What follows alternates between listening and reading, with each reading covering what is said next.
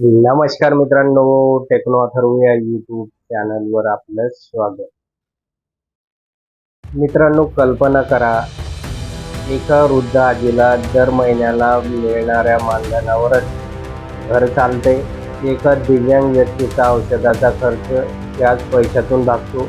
एका विधवा महिलेचं जगणं त्याच अनुदानावर अवलंबून आहे.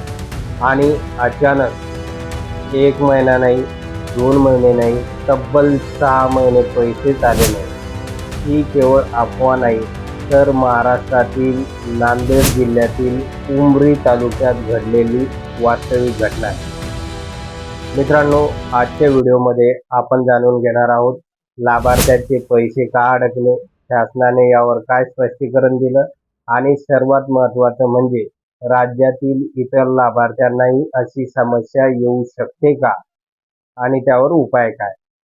आता नेमकं हे प्रकरण काय आहे की नांदेड जिल्ह्यातील उमरी शहर आणि तालुक्यात फेब्रुवारी महिन्यात संजय गांधी निराधार समितीच्या बैठकीत नवीन लाभार्थ्यांचे अर्ज मंजूर करण्यात आले. ही सर्व प्रक्रिया पूर्ण झाली. लाभार्थ्यांना वाटलं की आता पुढील हप्त्यापासून पैसे मिळायला सुरुवात होते.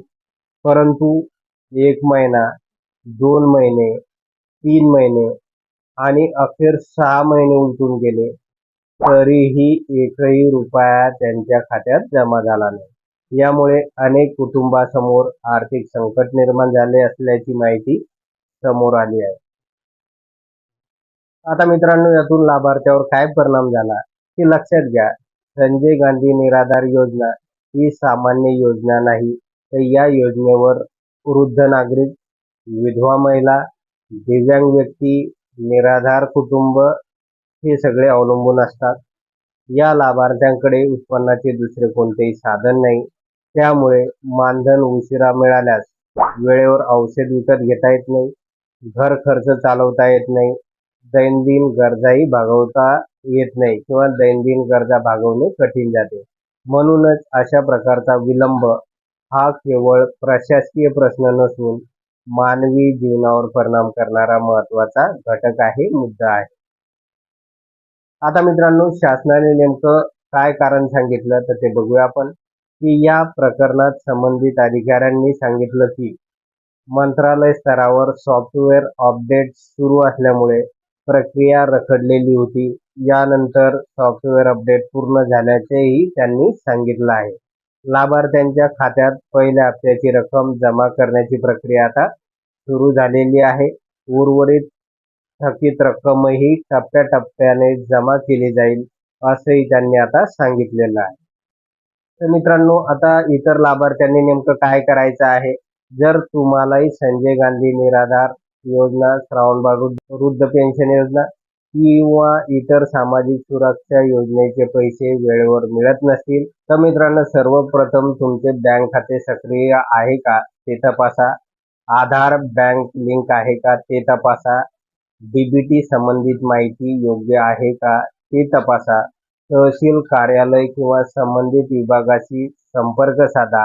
अनेक वेळा तांत्रिक किंवा कागदपत्रातील त्रुटीमुळे विलंब होऊ शकतो. शासनाच्या या योजना डीबीटी प्रणालीद्वारे लाभार्थ्यांच्या खात्यात थेट रक्कम जमा करण्यासाठी राबवल्या जातात.